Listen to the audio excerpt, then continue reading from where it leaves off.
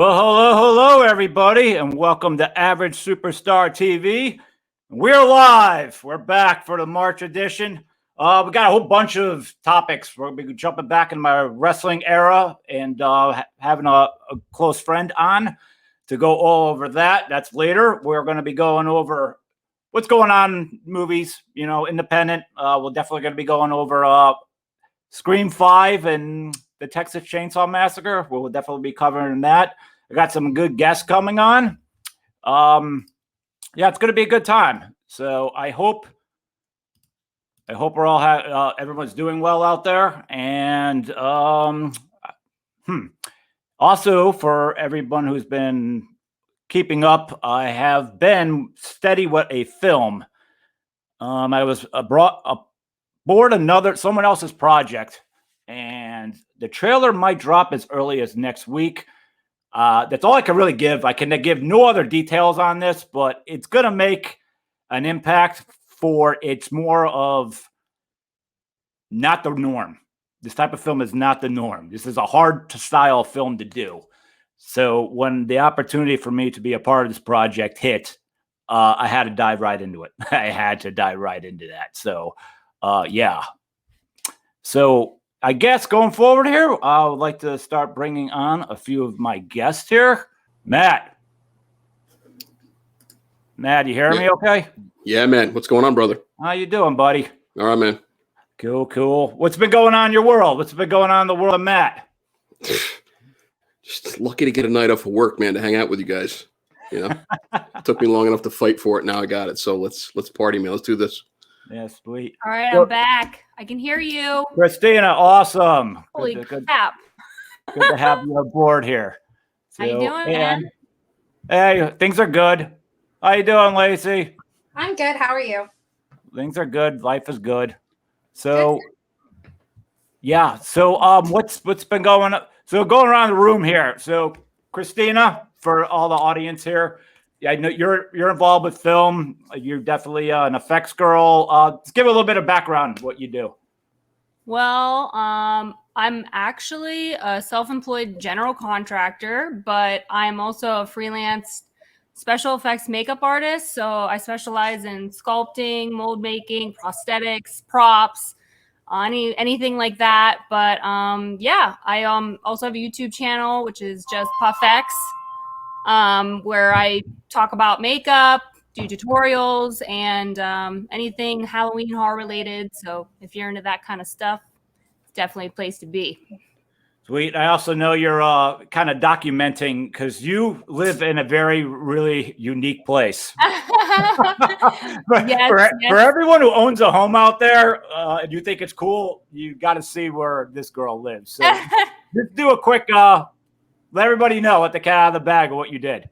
A couple years back, me and my fiance, we bought a church. So we're currently still renovating it, but it's been a process, that's for sure. But it's a really cool, unique property, and honestly, it's perfect for me. So, it's a really nice place, and I cannot wait till it's finished, honestly.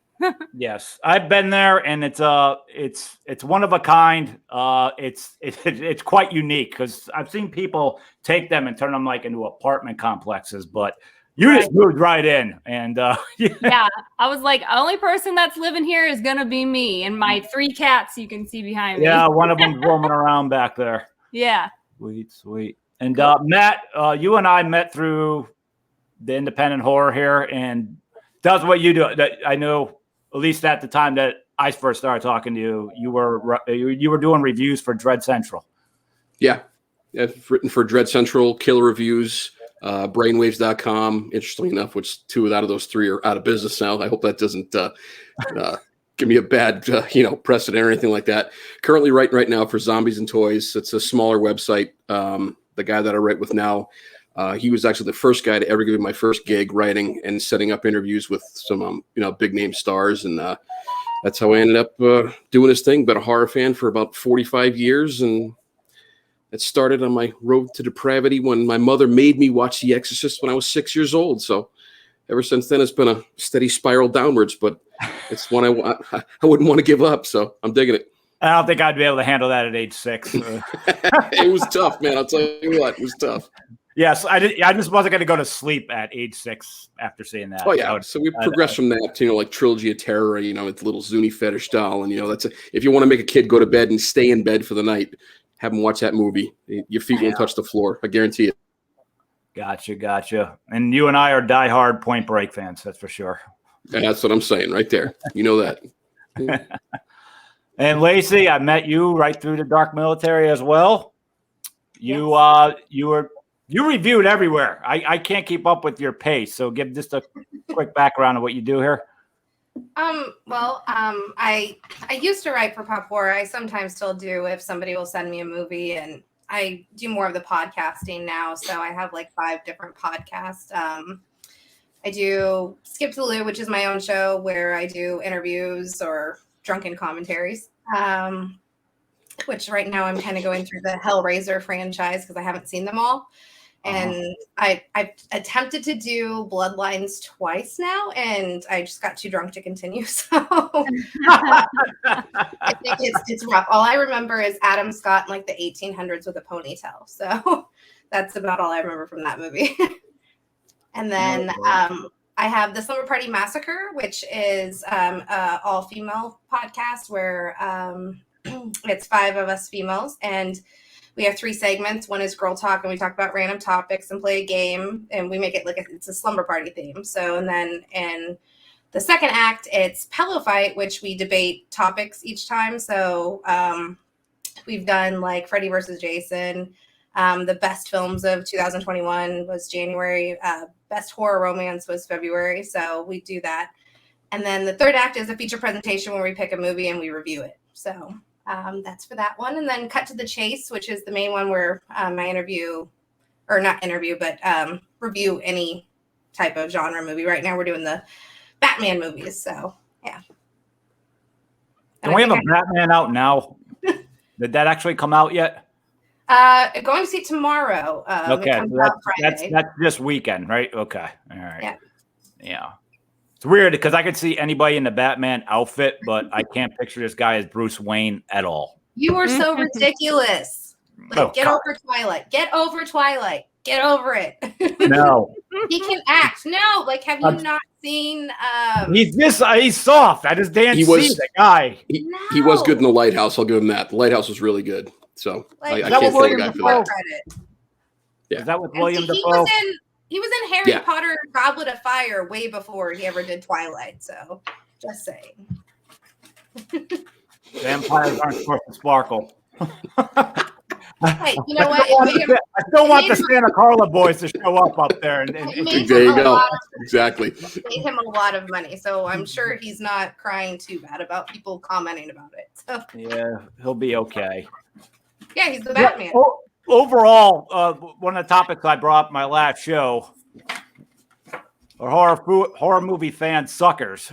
So one of the biggest things about that is obviously, independent film guy that is me. I go to every convention. Hey, we're about to start convention season this weekend.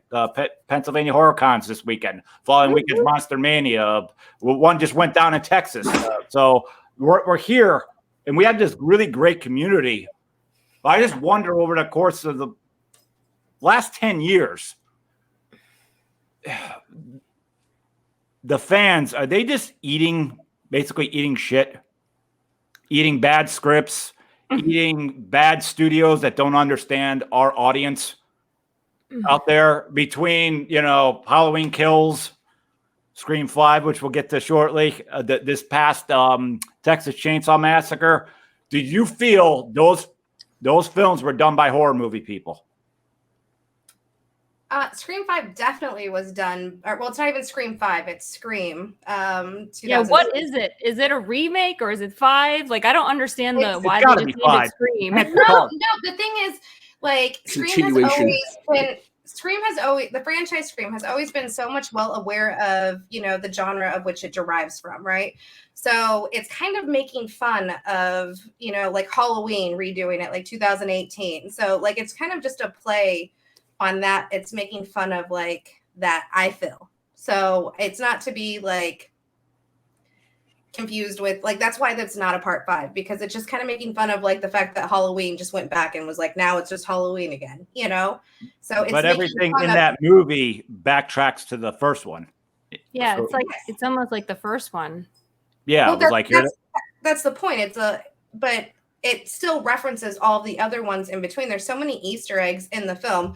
Like when Ghostface calls the very first girl, he references his name is Charlie, which was the killer in part 4. Spoiler, if you haven't seen fucking 4, it's been out for over a decade. Go watch it. So, I mean, like it's very self-referential, and the guy's name is Charlie. And it just has like all these hidden Easter eggs. And if you're a real fan of the franchise, I feel like you'll love this movie.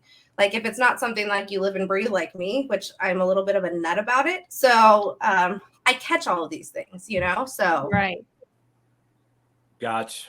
Well, let's save that for a little bit. Let's jump into this Texas Chainsaw Massacre just went by. Everyone saw this? Ha ha! The only Leatherface that matters. No, but honestly, one of the biggest things I think lacking for the horror movie fan, when you go to a convention, one of the things you would want to do is like, you want to meet Danielle Harris, because I believe you could get behind Jamie Lloyd. There's this, 11-year-old girl being chased by a killer. I could root for her. Tommy Jarvis in Friday the 13th. Kid, like, I could root for this guy. The Nancy and the Elm Street kids, especially from the 3rd and 4th one, I could get behind. Mm-hmm. This last film with the Texas Chainsaw Massacre, there wasn't one character I liked. The only thing I popped for was like Lieutenant Gorman from Aliens was one of the cops. I was like, it's Gorman. But other than that, I had no care for any of those characters. I think it was written by someone who was far right and really wanted to see all the whiny left people get just shut up already. Like that's what I thought was written there. But I think for a horror movie, you got to get behind some of the characters. And I didn't like anybody. I just thought it was Leatherface fighting Tegan and Sarah is all I got. Oh man. and then here comes the hiccup of, Laurie Strode. We'll just bring this girl back to can't fight when she's 30 years old, but she could fight when she's 70. Yeah. We'll give her a shotgun. I was like, okay, I know I just threw a lot out there. Comments. Yeah. I personally am a huge Texas Chainsaw Massacre fan. But yeah, the remake, I mean, I'll give it some credit, I do like that it was really fast paced. It got to the point really quickly, but the whole millennial aspect of it was like, it's like they're just remaking once again films to please the audience of this new generation. And honestly, there needs to be time when you just got to say no, and just stop. And I just feel like Hollywood is dying in this aspect. Like, it's just like they don't know how to recreate or make anything creative anymore. But that movie, I didn't hate it, but it's just one of them things. It's like in another 10 years, they're going to make another one, it's just like, it's just going to keep going to please the next generation. And I'm guessing the numbers did good. So to Netflix, we did good. Yeah. Hey, I'm not going to lie. I watched it. Oh, yeah. I didn't watch it on Netflix because I don't even have Netflix anymore, but I watched it. I found it. The only character I liked was Leatherface. Yeah. But what are we led to believe here? Did the first one happen and the hitchhiker gets hit by a car and what? He just went to this town and hung out with, was that supposed to be his mom or caregiver? No, it's and his foster mom. It's his foster mom, right? Am I wrong? I'm guessing. Yeah, she's the one that ran the orphanage or something like that. Or yeah. He got sent to an orphanage, she's been kind of like protecting him ever since. And like it's her baby boy. But so did he leave the orphanage and end up in the house and then went back to the orphanage or back with her? Is that what we're supposed to be looking at as the viewer? I think that house. I think that house was supposed to be the orphanage, actually, if I remember correctly. Yeah, it's a dying town, and they're like the last two there, and they were supposed to have left, and that's why, they're transporting them out when the millennials get there. Or, well, are they millennials or are they like Gen Zs or something like that, or whatever the hell they are? I don't even know. I'm a millennial. I can't even keep up with the title. They were Portland. That's what I said. That was Portland, Oregon. That's what showed up.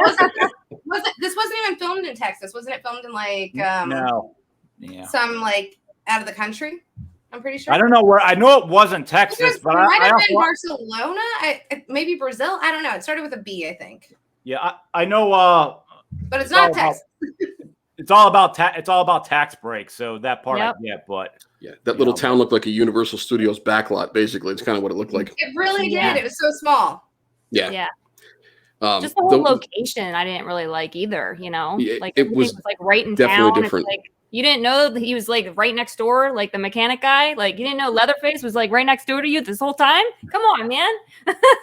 I'm guessing he was calm though. Like he had no reason to act up. I guess. Then like, yo, you threw my mom out of the house. Oh, she just died in front of my arms. We got a problem. Yeah, right.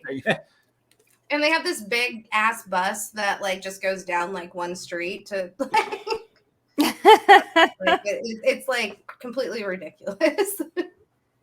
Yeah. I mean, the funny thing is that's what I noticed about when I was reading online, seeing a lot of people's reactions, like I said, set aside from, Halloween Kills, everybody just kind of looked at it as, okay, that was stupid. Scream 5, I'm sorry, the new Scream, whatever you want to call it. People dug it. It was what it was. But this movie, the new Texas Chainsaw, people were getting angry. You either liked it or you hated it, and you were a piece of shit because you hated it. It was very strange. People took a very hard line stance. And that's why I said what Lauren said earlier about, are we suckers? I think this was almost like the tipping point. This is kind of where it got everybody saying, look, if you like this, you better get used to it because this is probably the shit they're going to be feeding us for a while from now on. Yeah, and that checked every box of today's politically world, every box, like across the board. You could just like Halloween Kills, same exact thing, same exact thing. Yep. Well, I think it's important to note that the reason that we're like having this conversation is we did just get 2 sequels. I'll call them sequels, back to back with big releases, Netflix and like obviously theater, right? We haven't had that moment of a horror movie. And then prior to that, the big release was Halloween Kills. So, I mean, and then Chucky for TV, I guess, so we're getting all of the franchises. So that's why there's such a conversation in regards to, are we suckers for horror? Like, because there is other stuff out there. You just have to go look for it. Like if you're sick of the franchises and you don't want to watch it, you don't have to, but there are people that, like live and breathe the Texas Chainsaw. They live and breathe Scream. So I wouldn't say we're suckers. It's just what we enjoy. Without a doubt, I totally get that. But my whole thing is if the output is like this, take Jordan Peele, for instance, when he comes out, like it's the same thing. People either love or hate his shit. So like it doesn't matter whether it's a franchise or not. It's just right now it's so focused in on that because that's the big 4 releases that we've got recently. But I guarantee you, as soon as we see Nope come out, it's going to be very divisive. Yeah. And I guarantee you, it's probably original. But this is what was so funny about it. The fact is you're reading reviews for the new Texas Chainsaw. People are getting so angry about it's horrible. The acting sucks. Okay, back it up just a second. Think about the title of the movie that you're watching. If you want fucking On Golden Pond or one of the other Oscar winners, you're looking at the Texas Chainsaw Massacre. Daniel Day-Lewis. Yeah. Thank you. You're not looking for, it's just, come on, relax. Just turn the brain off for a little while. Watch some people getting sliced up. And that's, you're going to have a good time with it. Yeah. I don't know what Leatherface or even Michael Myers have left to say at this point without being put away for a good 10 years. I don't know what else you could, like, there's only so much I think you could jerk people around where, like, especially this last Halloween, like, well, we're just going to cut the timeline to here. So everything you saw after this doesn't matter. And like, I just think, that's rather insulting because we're so diehard into these films. Like, right. Well, has Michael Myers or Leatherface ever uttered a word? No, but if they ever did, I'll throw myself off a bridge. I don't want to hear it. You can't break that one. It would be something new. Yeah. That's probably a good They thing have that nothing they to don't talk. It definitely ruined I think the only thing that any Michael Myers ever said was Rob Zombie's Michael Myers. He said "die" when he was killing Loomis in the Halloween 2, but that was kind of more like a grunt. Yeah, he yelled it like a grunt. He was like "die," you know. It wasn't much more than that. But these guys aren't that articulate with their, It's crazy how it works. It makes me nervous too. Like when the Friday the 13th finally, whenever that happens, or when Freddy comes back, it's going to be like cool because they've been shelved for so long. So as us fans, we want to see them again. But I get nervous that like Paramount or New Line, like, hey, here's what we got this year. We got the new Tom Hanks movie, this comedy movie, another fast film, and a Friday the 13th. And you comedy writer, write all this. Like that's the stuff I get nervous with because it's like I don't think they tribute the fans. They just think they just like, oh, Jason, lost his mother, or he's this deformed kid, and okay, I got it. I'll take it from there. Like, I get scared. I could get behind a Pamela Voorhees origin movie to where it leads up into the first film. I could get totally behind that. I'm behind that, and I always said I think it'd be kind of cool to see Jason what happened to him like after he saw his mom up to like the second. If we do, who knows if there was someone taking care of him? Like you could write a whole side story of that. Well, you kind of get that in the reboot of 2009, but like it's just briefly explored. But I see what you're saying. Yeah. It was funny because I was just discussing this with my wife last night. She was watching some new show or old show that's on HBO and has Danny McBride in it, who I really enjoy. He's a funny guy. And I told her, I says, you know what? Some guys shouldn't be tiptoeing where they shouldn't be, sticking their nose. That's not his department. Yeah. And exactly. With him and the writing in the new Halloween movies, just stay. Well, I hate this term. Stay in your lane. But he really needs to do that because he's got no business, penning these movies. It's not working out. Yeah. Danny's great, but he shouldn't be. Yeah, it's not. I just think they like that. Like, oh, we got this A-list guy, writing it, but like it doesn't mean And he very well may have been a fan all his life of the movies, but still, it's Didn't he write Alien Covenant, and that was just beyond horrible. Yeah. Oh yeah. As you slap the franchise in the face at the end of that with every movie is about nothing can get off the planet. And then you spit on it, Right.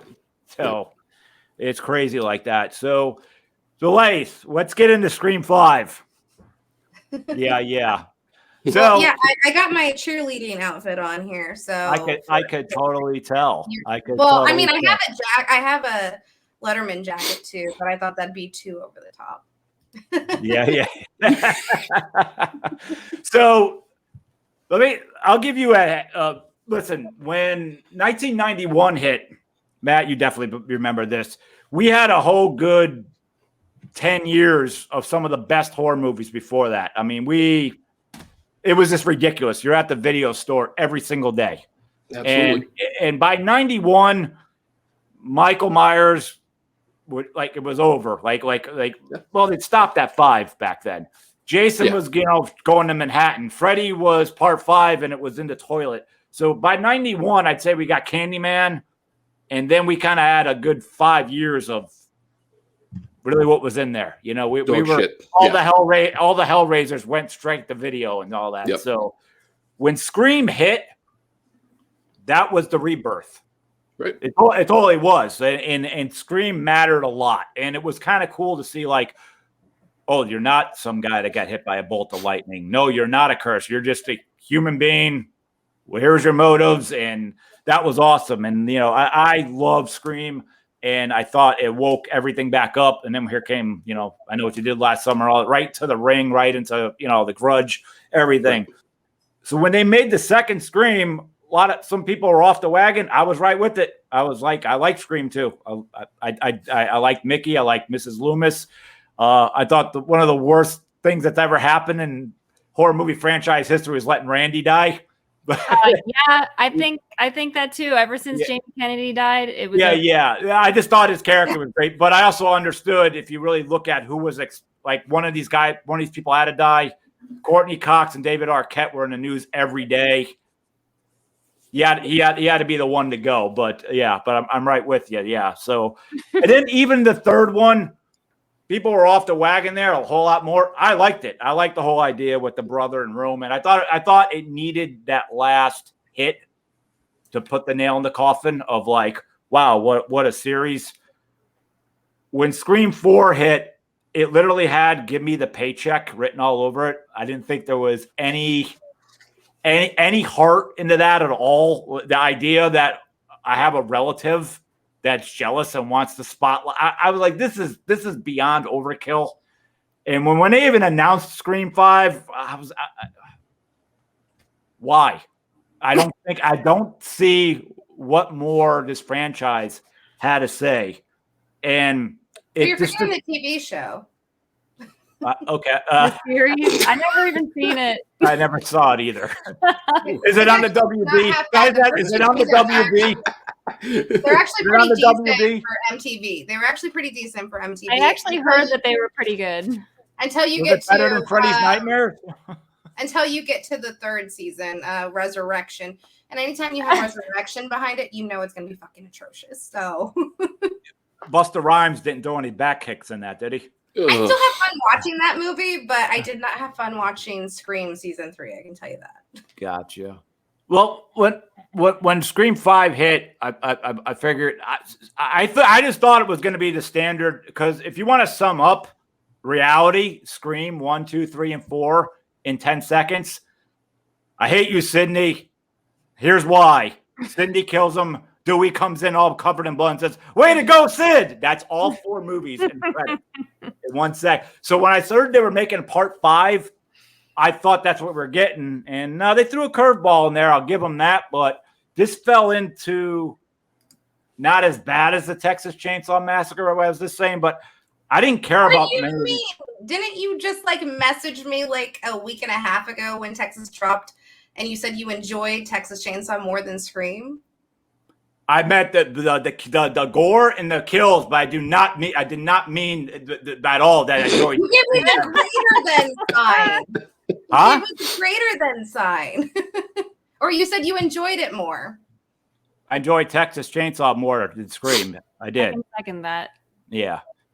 Maybe it's just because of the gore, and at least Leatherface was this true to his character. But when it comes to Scream 5, I got to go right for the ending of the 2 killers. I have to say the boyfriend I had pinned the whole time, because I just looked at, well, if you're going to do a Billy Loomis thing, well then, okay, well, this is going to be his daughter. That'd be, I don't know. I just felt that was there. But when we got to the girl, this cute girl that was the tag team partner of this dude, I don't know her. What did she speak for like 3 minutes in the movies? Do you remember her name? No. Amber Freeman. Well, what's her motive? Her motive is exactly the question you posed to us earlier. Are horror fans suckers? It's about toxic fandoms. It's brilliant, in my opinion. Like, as somebody that writes and podcasts, like, a lot of people don't always agree with my reviews, and I'm not telling anybody they have to agree with me. I'm just saying my personal opinion, but people will attack you for, thinking differently than they do. And it's really kind of brilliant because it's really relevant, because if you, like Matt was mentioning earlier, people are going crazy, going at it over the Texas Chainsaw. It's about toxic fandoms. It's about their favorite franchise. This movie gets that on a whole other level, and it's brilliant. Like, I don't know if I do. No, trust me. I've lived it. I know it. Like, I feel it. Like, this movie, I don't know if it's maybe Matt and Tyler, the directors of the film. I feel like, I mean, they didn't even necessarily write it, but I'm sure that they were involved in the writing process.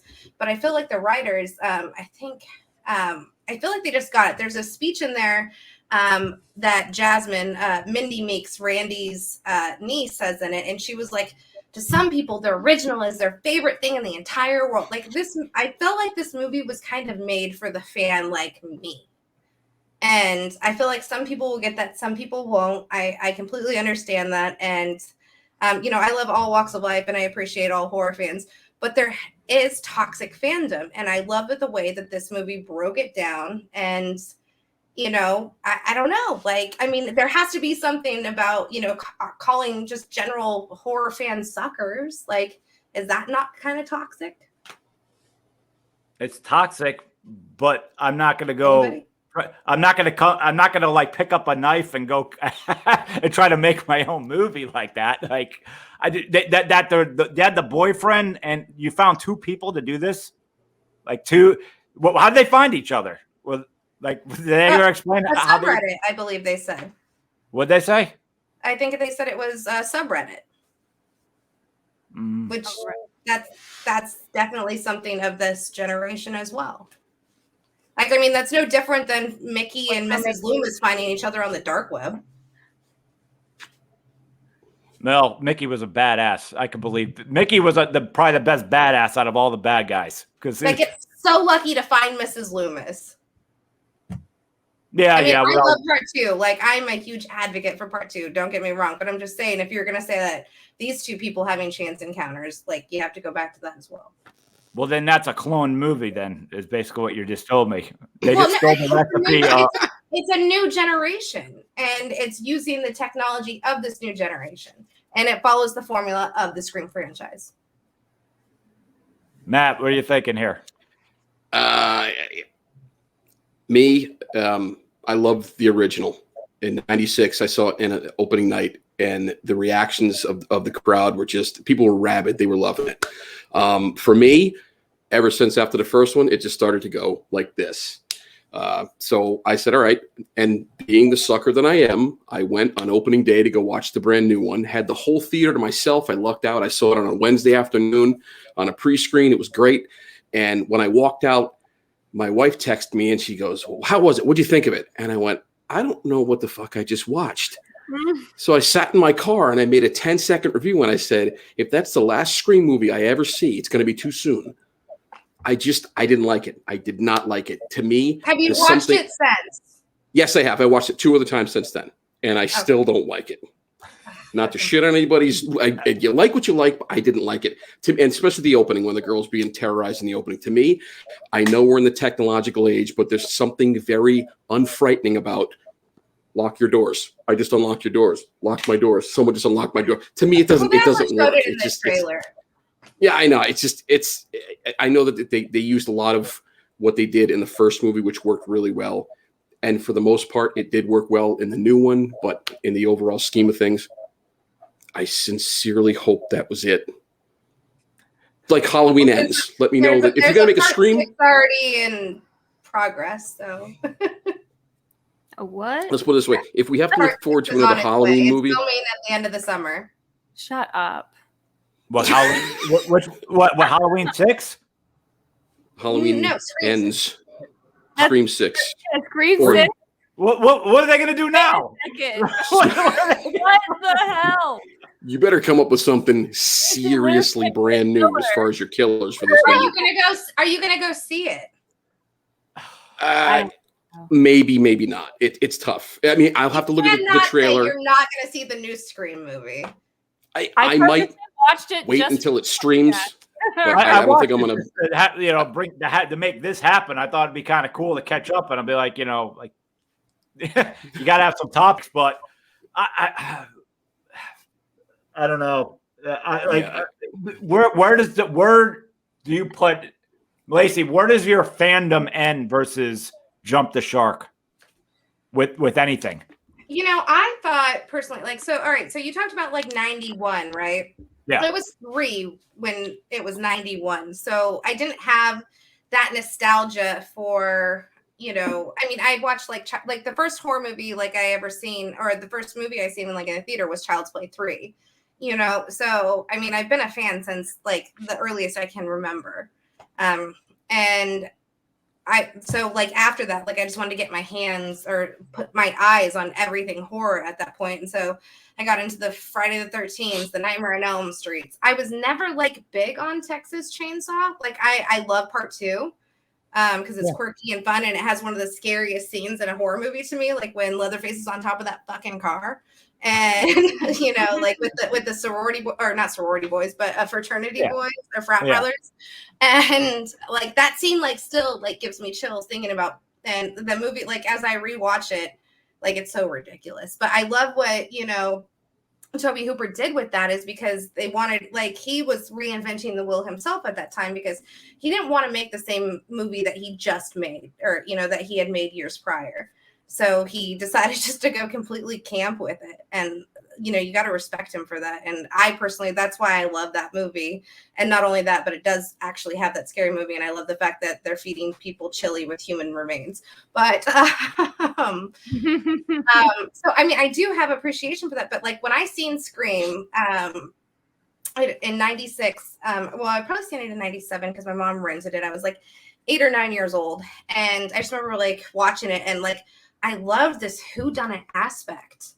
And all these other slashers have never done that for me. Like, there was not the like psychological mind game that, you know, the other big franchises had. This one had this whole other element of whodunit. And that's what I love about Scream, is I love a fucking whodunit. I hope I can cuss on this show. I'm sorry, I never asked prior. No. Okay. And because I have no filter. And but that was just this whole element. And as long as they make these movies, like even if they make another Texas Chainsaw, I'm going to watch that too. But the fact is, like, yes, it was like a little bit blatantly obvious in who the killer was in this, but I don't think that stopped me from having fun, because then like you start to second guess yourself. You're like, well, that's got to be too obvious. Who else can it be now? Who's going to die out of the legacy characters? Who's going to, you know, like it has this whole other element. So for me, with the Scream franchise, like, I think I will die on this hill. Like, I think I will never not defend it. Like, I'm very passionate about it. And I really love the fact that, you know, they did it for Wes. They named a character in the film Wes. And, you know, when they all toast him, and when that character dies, sorry, spoilers. And, you know, they all toast him and for Wes. And they have all of these past cast members from the previous films do like voiceovers in that moment. You know, like they had like Hayden Panettiere, they had the Jamie Kennedy, Matthew Lillard. They had so many other people. Like I just can't think of them all right now. But the fact that it was basically a love letter, and I don't even think they anticipated this film to do that well, because technically speaking, I believe 4 was a bomb. So compared to the other 3 at that time. So this one did tremendously well. So obviously it's going to get greenlit for a next one, right? Like it made so much money. So, but for me, it comes down to the whodunit aspect and the psychological warfare that I play with my brain as I'm watching these films. So it's fun for me. And I wish people had as much fun as I did. I totally get that. But yeah, I just, I don't know. Everything died after 3. I feel like. That's my personal opinion. And I don't think I could watch another one, honestly. See, I hated 3 when it came out. Like, I was so mad at it. I was like, this doesn't feel like Scream. So, like, but I've come to more appreciation because of the killer in that. Not the acting, but because of the killer and his motive. Like, I'm behind it now. I didn't mind the whole mom thing, too. You got to learn about Mrs. Prescott. And, you know, I didn't mind. I like the third one, but as we all universally agree, the first one's where it's at. I mean, you don't. But I also understand being a complete hypocrite of saying this here, but we all know you're always going to ride Scream 5, 6, 7, 8 to 10 and anything else, because Michael Myers is already a built product. Leatherface is already a built product. To jump on something like, you know, my franchise, the Dark Military, or anyone else from the ground up, you got to throw money at that. Yeah. So, like, you know what I mean? A big studio's got to come in and put heavy money behind it. Mm-hmm. So I'm always about, like, get psyched when I see something like Hellfest or Happy Death Day to You, or even the James Wan universe. Some people aren't into it. I'm into it because I'm just happy. Like, oh, he gave us like 7 new franchises of characters. Like, do you like some? Not like the others? I like all his stuff. I'm just happy there's something new. Yeah, Right. I like The Nun. I like Annabelle. Like some people are like, "Well, these aren't slashers." Okay, sorry, I didn't write it, man. Chill. It doesn't have to be. I just wish they could. I just wish Hollywood had some more creativity. That's all. I just wish they would stop remaking and just. I don't. Yeah, I'm I don't need my classic horror films with cell phones in it now. Like that doesn't do anything for me.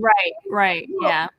Well, Christina, so the Scream movie actually brought up the term. I mean, it's been loosely used like over the years, but I think now probably because there's such a eyes on Scream, the term elevated horror. Yeah. So what do you think of that term? Elevated horror. Yeah, elevated horror. Yeah, like the Babadook or Mother or the Lighthouse, you know. I don't like it.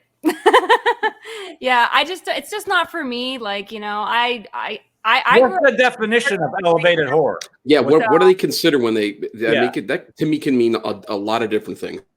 I think it's basically like psychological horror, maybe, or I mean, that's how I always kind of see the movies that they're describing in this. You know, Is that like Midsummer? Because like I Yeah, personally yeah. hated that movie. I did not like it at all. So I'm guessing That was interesting. It was very Yeah, it interesting. wasn't- They could have edited 40 minutes out of it. Mhm. Anything Ari asked But I for liked to it. But it was go Wicker for Man. proper That's all it was. Was this another Yeah. Wicker Man? Right. I liked Midsummer, but I already kind of like see where this is. So it's like 3-on-1, but that's okay. I just said I liked Midsummer. And I think they could have cut 40 minutes out of it. That's all. They could have. Well, they even made a director's cut that's even longer. Oh, good Lord. The only director's cut I like is Zack Snyder. So I was like, okay, I'm cool with that. But, you know, I grew up on the Justice League. So that's what I wish we could do to horror movies. Be like, that sucked. Go back. Go back. Go back. Right. That's a good point. Somebody else cut this. Yeah. Yeah. I thought Halloween Kills ending was a joke. I was like, wait, hang on. We're getting like an after credit scene. Like something's coming. Like and That I did so I didn't many. see it yet, so don't spoil it for me. Oh, I'm sorry. You see Halloween I've Kills? not seen it yet. No, You're gonna probably cry. Yeah. I'll be honest with you. I fell asleep in the last one too in the movie theater. Which one was that? The one from 2018. I don't even remember 18 too much after the first 5 minutes. I can't remember because there's so many of them. Yeah. It's just one of those movies that you watch and after it's over, you're like, I really couldn't see myself going back and watching it again. It's a one-timer. Too, like you have to go in the mindset like you're in a horror movie. Okay, the guy has natural superpower of some sort of superpower, but that beginning of 2018 just there's some things that you can't write and get this script approved. And the whole idea that two podcasters went to the police station and said, "Oh, we're podcasters. We like that murder mask over there from 40 years ago. Why? Like, I want that. We're going to go to the asylum, and they're going to willingly let us in, which their job is to keep people calm and be like, yo, we want to see if we can get a rise out of this guy. Oh, Right this way. Right this way. And then they get out there, and they don't stand in front of him. They stand with his back so he can't see it, which defeats the whole freaking purpose. I was out right there, and I hardly remember anything after that. Mm-hmm. I think I got lost with Dr. Sartain, and when he put the That was just mask on. I was just beyond like, is this happening right now? stupid. Yeah. Like Painful. like all right, these people claim to be like fans. Like, shouldn't they just like I would know, like, if I was sitting there like directing this fucking piece of shit.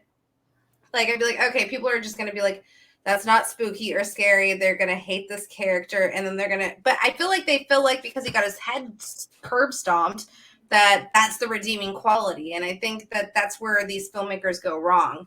You know, like this is a character that's supposed to be driving the story, and this is how like we're supposed to care because Michael doesn't never give a fuck about Laurie. Like they took away the sibling aspect, so there is really no connection to them anymore, right?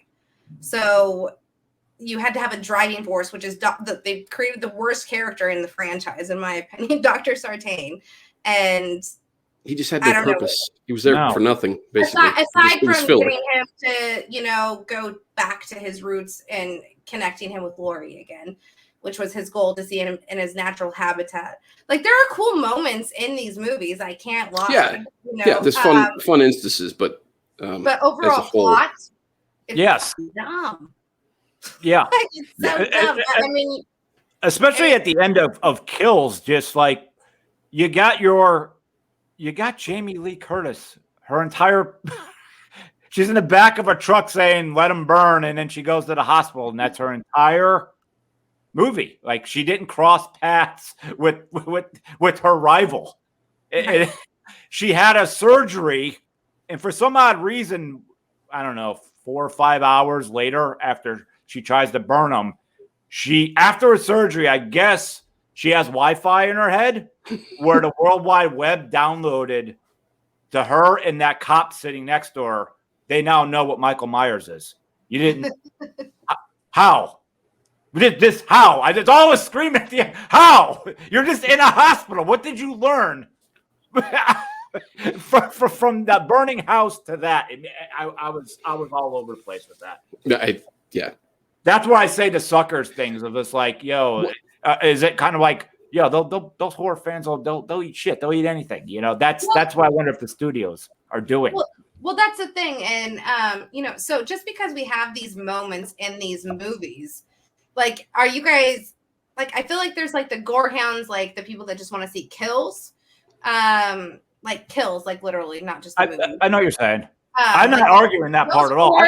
Is plot important to you? Plot is everything, because if I'm not following a story, if it's not well written, I can't get behind the characters. Yeah. I understand the horror movie fans that like love, they gotta have that blood. If that's in there, cool, but that's not what sells me. There has to be some kind of spine to it, some kind of foundation and a brace. You know, I mean, you can unless you are just. I gotta care for characters. I mean, as fun as they are, even the kills, believe it or not, after a while can get a little stale if it's the same shit over and over again. I have to have something to fall back on, and if what I'm falling back on is like the shit we've been seeing. It's you're not convincing me of anything. Well, it's like, there was that meme going around like right after Texas Chainsaw got released of Sally with the chainsaw. And then you have that Michael with the chainsaw, and they're like, recreation or a wish version or whatever. Like, by the way, she was alive with a chainsaw through her body. Yeah, like that thing went through her. And a rather calm look on her face when she was getting sawed in half. If she did this, like she would split in half, kind of like Terrifier, like she would just split straight through. Yeah. No, like I feel bad for poor Sally Hardesty and the legacy of this character that got away, and this is what they did to that poor character. Yeah, that's shitting on the character, bitch. If I was her, I'd be fucking out of there. I wouldn't even be near that fucking guy. No, we're unanimous in that, because I thought she was at least going to get like some sort of revenge or at least stop him. She literally did nothing. Yeah, like, she's been searching for Leatherface her whole fucking life. Yeah, and this is like she gets like 3 minutes of screen time. But I mean, if you're thinking about it, I don't understand. She was right behind the motherfucker, and then she just stands there and she's like, "What's my fucking name, bitch?" And I'm like, "Excuse me," like, boom. But I mean, if you look at the end of the original movie, she was reduced to, and granted, I'll say that what she went through wasn't horrific and traumatic, but she was reduced into like just this. She was hopeless. She was helpless. She was in the truck and driving away. And she was reduced to this babbling, screaming fool. You're going to tell me after all this time now, she's like, I'm going to get that motherfucker back. It's about, you know what I mean? She just, to me anyway, I would think that the mere thought or sight of this guy would have turned her back into who she was in the original movie. Now all of a sudden she's like Linda Hamilton in fucking Terminator 2, and she's ready to just... Yeah, everyone goes back to Terminator 2 with women. They're just like, oh, well, we'll bring her back. It was like, Linda Hamilton was in shape. I was thinking they're trying to make her like... Yeah. I was thinking they're trying to make her like Laurie Strode. And... Yeah. It's like a mix between that and Sarah Connor. they failed on all levels, whatever the fuck we got. Like, she's like, make sure he's dead because he'll forever haunt you. Instead, these bitches just getting, like, she clips his chin. Literally just clips his chin. He falls into this puddle. That's what it looked like. And then they get into this car that automatically drives itself, apparently. Is that a Tesla? Did they do Tesla that? autopilot. Yep, it's a beautiful thing. Honestly, I knew it wasn't over until he did the chainsaw dance. Like He didn't do the chainsaw dance, and then he did it, and I was like, there he is. And what is he? Like, why can't he die? Like, how come he could get shot? Oh, And he only got clipped on the chin. yeah, so shouldn't that have went right through into his skull? Well, look at how it's done. It's basically like if somebody it was like a barely uppercut, you know? Yeah. Like it was like the pussiest, like fucking like whatever, like thrust of a chainsaw I've ever seen in any. But I mean, even he slipped on a banana. He was just like, whoop. even the post-credit scene. Yeah, the post-credit scene where he's What was the post-credits scene? Because I didn't see it. I heard. You just see him walking back to the original house from the first movie. Basically setting it up for another wherever the hell that house was in relation to the town he was in. Now he just kept walking with the chains on the street, and you see he's walking up the driveway. You know, well, why the fuck did he not? Why was the like if it was such in walking distance to where he doesn't need medical attention? I don't even know where it was. Who knows? We don't know the proximity. So you wouldn't think if there's since he made the internet, he made Facebook Live killing people on a bus. Yeah. So you wouldn't think the cops would be like, let's go back where the original shit happened. That kind of story. Right. They would know. Yeah. So no, that's a great point. Yeah. That's a great point. I didn't think of it like that, honestly. Definitely had its flaws, that's for sure. But it was, I do like how they brought a lot of the aspects of today's life, though, into that movie. Just like the whole bus scene that you were talking about, Lauren. You know, like the whole cancel culture. It was just like that right there. That whole scene killed me. Like it was perfect. You know? Yeah. Yep. Wasn't any of you thinking what I was though? Like you always put yourself in a situation when he committed to the left or the right killing someone, I'm diving over the other side of the seat. I just got to take a shot. I'm not getting some. Put a dole out the back. I would have used somebody to get out the back. I would have used the biggest fat person. You're going into that. Exactly. Yeah, I'm getting off that bus. Yeah. Somehow. Well, they also used what Candyman did with the gentrification in this one. So I feel like it's kind of just like taking the moments that work in other movies and trying to make it work into one, and it's not cohesive for this type of movie, in my opinion. Gotcha. Right. Mm-hmm. But it's like I did enjoy watching it. Like I didn't hate it, but it was fun. It's just a hack and slash at this point. That's all this one is, in my opinion. Basically, yeah. Yep. You know, it doesn't progress his story. I mean, you get more backstory, I guess, because this is supposed to be a direct sequel to 76. Is it 76? 74. 74. Yeah, I'm guessing the second one didn't happen in this. They just went from the first to this one. So this is technically part 2, I guess, is what. I don't get why they're just calling it the Texas Chainsaw Massacre when they're willingly, like, the first one happened. They tell you that at the beginning. So this is technically, they should have called it something. Like like even just 40 like years later, 30. TCM 40. Yeah, that's it. You should have just did something simple like that. Because But now, I mean, like a newer generation says, you see a Texas Chainsaw Massacre, be like, oh yeah, I saw that. Yeah, he went on the bus. But like, you saw the. Wait a minute, you know about the 70s, right? Like, it's almost as if you watch the movie. It's almost like the writers kind of gave up. They stacked the deck at the very beginning of the movie. And after the beginning of the movie happened, you kind of got the backstory. You understood what was going on. And after that, it was almost like the writers went, all right, fuck it. Story's over. Backstory's over. Just kill everybody for the rest of the movie. Because after a while, you weren't like, oh, that was the reasoning for that. Oh, that was the reasoning for that. No, all that shit took place in the first 15, 20 minutes. I mean, he didn't pick up the fucking chainsaw, which was conveniently stored on the wall of the house for the last, 40, 45 years, which ran with no gas, no oil, just fired right up, no problem. But it's almost if the writers went, okay, here we go, 15, 20 minutes. Here's your nice little storyline. After that, we're going to abandon. We're just going to get people fucking sliced in half. So, well, Christina, I want to ask you, you mentioned that you did like makeup and effects. So out of all the movies that we've talked about, the ones that you've seen anyways, what effects or makeup did you like the best? I out of like, well, the Texas Chainsaw Massacre, the new one, I'll be honest with you, the effects were pretty good. There were some practical effects and there was also some CGI, a little mix of both. But overall, I thought the practical effects in the Texas Chainsaw Massacre were pretty good. But I also noticed that in Scream 5, I'm just going to say Scream 5. Okay. That's okay. But I did notice that some of the practical effects in that movie too were actually pretty gruesome, more than the other one. The neck, yeah. I thought that was actually really cool, and I like how they really got real close and personal with that, because typically, you know, with practical effects, they're not, you know, they got to be anymore. Yeah, you don't see them, but they also have to be perfect because then they won't look real. So. Right. I do think that the effects in both movies were very good, but there's always CG, and let's face it, we hate it.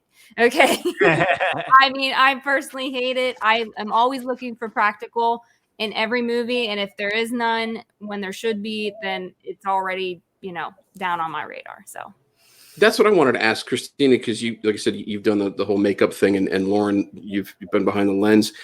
What I never understood, I never got it because I was never, you know, in the whole aspect of the movie making business. But is CGI more of a cost cutting measure, or is it more expensive to do CGI than a practical effect?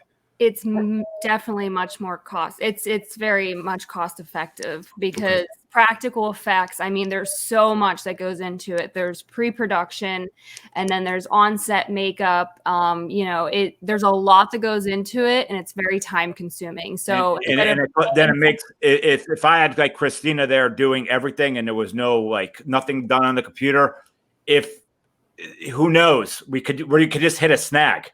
Yeah. Mm-hmm. So it might take an entire day to kill one person, and now you got to pay the cinematographer, the location, you got to buy more food for everybody. So yeah, she's right on. That is why, like in the Dark Military, there was kills in it, but there was a lot of off-screen kills out of 26 because we started losing time, and I'm like, neck break, get them out of there. Like we can't lose this. We only have so much money. We got to finish this. Yeah, and I feel like back in the 80s when, like, you know, effects were really big is because it was so new and people were just doing it because it was fun. Like, they didn't really give a shit about the money. But now it's like, you know, stuff's getting more advanced, stuff costs more money. And it's just, it's a more costly job. And, you know, I'm hoping that people will continue to do this because honestly, I'm not seeing it very often. That's why it's not my full-time job. But you know, it's a dying skill, I would say. You know, I did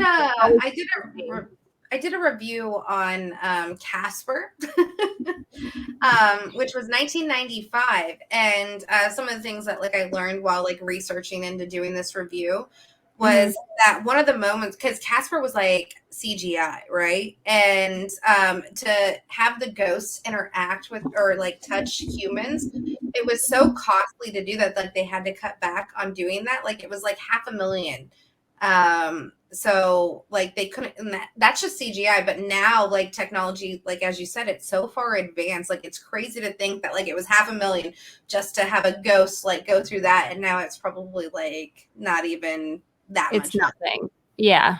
That's crazy. From 95 to now, which isn't that far. Like that makes me feel old to think about, you know? Yeah. But like we've come so far in such a span of time, it's almost scary. Yeah. And that's the scary part. It's just like more and more people are making movies, but you know, it's all about cost. It's all about location. Who's going to give me the best tax breaks, so on and so forth, you know, and it's, you know, it's sad. Like you said, they wouldn't even film the new Texas Chainsaw in Texas. I mean, what the fuck? Do you think it hurts these movies? Like, do you think that plays a factor in like they're just cutting costs at all? Absolutely. Like I said, I'm originally from Pittsburgh, which is, you know, George Romero. That's where he's always filmed Night of the Living Dead, Dawn of the Dead. I grew up right down the street from where Day of the Dead was filmed, like 5 minutes away from that place. And then when they did Land of the Dead, they did it in Canada. Better taxes, because of tax purposes. But then they did B-roll of Pittsburgh. And it's just like, the fans see that shit, and that does take a big hit against, I think your ratings. Not to detour, but Christina, I just noticed. Oh my God, we have the same. Love your blanket. Look at that. The same one. That's awesome. Yeah. I got the pillow too. You see, I have to get one of those now. Yeah. Nice. Her place is Nobody wants ridiculously my awesome. free backpack. I know. I love that we're all wearing some kind of horror related thing. Where's your shirt, Lauren? What, What you do don't you like? think, I have the toughest horror movie icon of all time. That's frightening enough right there. Yeah. All right, I'm doing a shot in that honor. To make Not wearing a black T-shirt. I never do. I'm always the guy at the horror movie convention, never in a black T-shirt, ever.